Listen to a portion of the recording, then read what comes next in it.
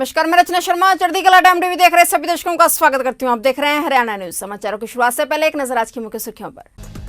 मारा गांव जगमग गांव योजना के तहत जोड़े गए 47 और गांवों को 24 घंटे बिजली आपूर्ति होगी उपलब्ध।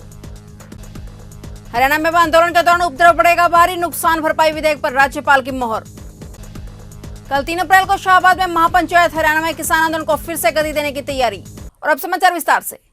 हरियाणा के 47 गांवों के लिए प्रदेश सरकार खुशखबरी लेकर आई है। बिजली मंत्री रणजीत सिंह चौटाला ने कहा है कि प्रदेश के सभी गांवों को 24 घंटे बिजली उपलब्ध कराने के लिए हरियाणा सरकार की ओर से ठोस कदम उठाए जा रहे हैं। इस लक्ष्य को पूरा करने के लिए मारा गांव जगमग गांव योजना के तहत 47 और गांवों को इस योजना में जोड़ा गया है। इनमें पानीपत जिले के 25 गाँव, रोहतक के 6 गाँव, झज्जर के 9 गाँव और कैथल जिले के 7 गाँव शामिल हैं। बिजली मंत्री ने बताया कि मारा गांव जगमग गांव योजना के तहत अब प्रदेश के 5270 गांवों को 24 घंटे बिजली आपूर्ति मिल रही है। वर्तमान में प्रदेश के 75% गांवों को पूरी तरह जगमग किया जा चुका है तथा इससे प्रदेश के 10 जिले जिनमें पंचकुला, अंबाला, कुरुक्षेत्र, यमुनानगर, करनाल, गुरुग्राम, फरीदाबाद, सिरसा, रेवाड़ी और फतेहाबाद शामिल हैं, जहां 24 घंटे बिजली उपलब्ध है।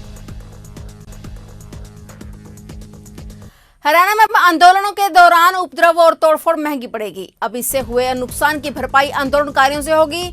यह कानून अब लागू हो गया है। हरियाणा विधानसभा के बजट सत्र में पारित हरियाणा लोक व्यवस्था में विघ्न के दौरान क्षति वसूली विधेयक 2021 को राज्यपाल सत्यदेव नारायण आर्य ने मंजूरी दे दी है। आंदोलन के दौरान हुए नुकसान के मुआवजे के आवेदन पर फैसला लेने के लिए प्रदेश सरकार एक या एक से अधिक दावा अधिकरण का गठन करेगी।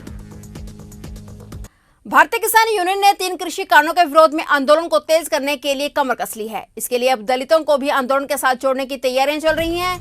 इस योजना पर काम करते हुए भाकयू ने कल 3 अप्रैल को शाहबाद के उधम सिंह स्मारक परिसर में दलित व किसान महापंचायत बुलाई है। इस महापंचायत में ज्यादा से ज्यादा लोगों को बुलाने के लिए गांवों में प्रचार अभियान चलाया जा रहा है। किसान नेता गांवों में पहुंच किसानों के साथ साथ दलितों के पास पहुंचकर भी उन्हें महापंचायत के लिए न्योता दे रहे हैं। इस महापंचायत में भाकयू नेता गुरनाम सिंह चडूनी और अखिल भारतीय परिसंघ के अध्यक्ष डॉक्टर उदित राज 3 कृषि कानूनों के विरोध में चलाए जा रहे आंदोलन को तेज करने के लिए ड्यूटियां लगा सकते हैं। 3 कृषि कानूनों के विरोध में किसान पिछले 4 माह से भी अधिक समय से आंदोलनरत हैं। संयुक्त किसान मोर्चा के आह्वान पर आंदोलन को लगातार जारी रखने के लिए अलग अलग योजनाएं बनाई जा रही हैं। इसके लिए जिला मुख्यालयों से ब्लॉक स्तर पर तक प्रदर्शन, सभी टोल फ्री करना और समाज के सभी वर्गों से समर्थन के लिए कई तरह के प्रयास किए जा रहे हैं। किसान 3 कृषि कानूनों के विरोध में डटे हुए हैं और कानून रद्द करवाने की मांग पर अड़िग हैं। किसानों ने साफ साफ शब्दों में सरकार से 2 टूक कह दिया है कि कानून रद्द होने तक घर वापसी नहीं होगी। वहीं दूसरी तरफ सरकार भी इन कानूनों को रद्द करने के मूड में नजर नहीं आ रही है। अब देखना यह है कि कृषि कानूनों के विरोध में इतने महीनों से सड़क पर बैठे किसानों का आंदोलन क्या मोड़ लेता है।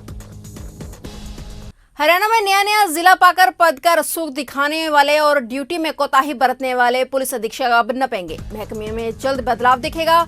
यह संकेत गृह मंत्री अनिल विज ने अपराध नियंत्रण को लेकर बुलाई गई हरियाणा पुलिस की समीक्षा बैठक में दिए हैं। विज ने राज्य की पुलिस को मुस्तैदी से काम करने का पाठ पढ़ाया है। पुलिस अधीक्षकों को 12 से 1 बजे तक कार्यालय में बैठकर जनता की शिकायतों के निस्तारण के लिए आवश्यक कार्रवाई करनी होगी। इस पूरी प्रक्रिया का रिव्यू गृह मंत्री स्वयं करेंगे। अनिल विज ने रेंज के आईजी को केस मॉनिटरिंग के भी आदेश दिए हैं। बैठक में विज ने पुलिस वेलफेयर के लिए किए गए कार्यों की दुहाई देते हुए पुलिस से निष्ठा बरतने में भी ईमानदार होने के लिए कहा है। राज्य में अपराध नियंत्रण के लिए जिलों के पुलिस अधीक्षकों से उनकी कार्य योजना के बारे में भी जानकारी मांगी गई है। एक बार फिर से हरियाणा में कोरोना का खतरा बढ़ गया है। हरियाणा में कोरोना से हाहाकार मचना शुरू हो गया है। ऐसे में स्वास्थ्य विभाग अलर्ट हो गया है। बावजूद इसके हरियाणा में महामारी के केसों में लगातार इजाफा हो रहा है। प्रदेश में 24 घंटे में 1609 मामले सामने आए, जिससे हरियाणा में संक्रमित मरीजों की कुल संख्या 2,92,409 तक पहुंच गई है। इस अवधि में 9 लोग मौत के मुंह में समा गए। हालांकि इस दौरान 964 मरीज ठीक भी हुए हैं, जिससे प्रदेश में महामारी को मात देने वालों की संख्या 2,78,883 पर पहुंच गई है। हरियाणा में वायरस के कारण कुल 3,164 मौतें हो चुकी हैं, जबकि 10,362 एक्टिव केस हैं।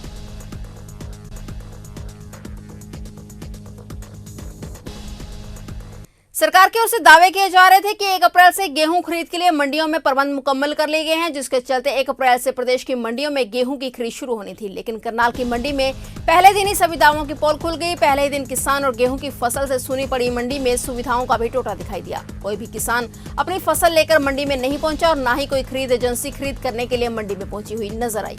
खरीद के अभी तक तो कोई प्रबंध यहाँ दिखाई दे नहीं रहे। बाकी हम अफसरों से मिले हैं, कल डी साहब से मिले थे, आज हम DMF से मिल के आए हैं, सेक्रेटरी मार्केटिंग बोर्ड से मिले हैं। तो तैयारियाँ चल रही हैं। देखो अभी तक तो ना कोई बारदाना है मंडी में, ना कुछ है। कैसी सरकार की क्या मंशा है इसके पीछे, हमें अभी तक कुछ पता नहीं लगा। बाकी सालों में तो जो है ना पहले ही बारदाना वगैरह सब कुछ मिल जाता था हमें, और हम उस हिसाब से अपनी तैयारी रखते थे। अब सरकार कोई पोर्टल के हिसाब से अब की बार कोई नई स्कीम चलानी सोच रही है। भाई पोर्टल से ही हम किसान को बुलाएंगे, पोर्टल से ही हम जो है ना लिफ्टिंग कराएंगे।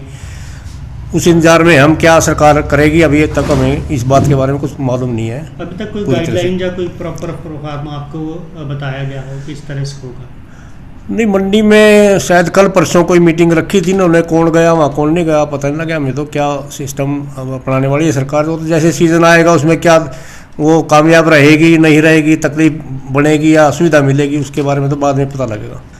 अभी तक तो मंडी में कोई ऐसा बात नज़र नहीं आ रही भी कोई परचेज यहाँ चलेगी। अभी तक तो कोई बारदाने की सुविधा नहीं है, कोई किसी प्रकार की कोई सरकार ने या जो खरीद एजेंसी होती है उन्होंने हमारे साथ कोई मीटिंग नहीं की है मंडी में आके। तो सरकार अपने लेवल पे ही कुछ तैयारियां कर रही है, उसके बारे में अभी तो हमें कुछ ऐसा खास। हरियाणा में पंचायत चुनाव कराने के लिए निर्देश देने की मांग की एक याचिका पर सुनवाई के दौरान बेंच ने तय किया है कि पंचायत चुनाव से संबंधित सभी याचिका पर एक साथ सुनवाई की जाए। हरियाणा राज्य चुनाव आयोग के वकील अनिरुद्ध सिंह ने बताया कि पंचायत विभाग के अतिरिक्त मुख्य सचिव ने राज्य चुनाव आयोग को 22 मार्च को एक पत्र लिखकर वार्डबंदी व आरक्षण तय करने के लिए 2 महीने और उसके बाद अन्य तैयारी करने के लिए 1 महीने का समय लगने की बात कही है। सरकार की वार्डबंदी व अन्य कार्य के बाद ही राज्य चुनाव आयोग चुनाव की प्रक्रिया शुरू कर सकता है। सभी पक्षों को सुनने के बाद बेंच ने इस मामले को पंचायत चुनाव से संबंधित अन्य याचिका के साथ सुनवाई के लिए तय करते हुए मामले की सुनवाई 20 अप्रैल तक स्थगित कर दी है। फिलहाल हरियाणा न्यूज में इतना ही। तब तक के लिए देखते रहिए चढ़ती कला टाइम टीवी और मुझे दीजिए इजाजत। धन्यवाद।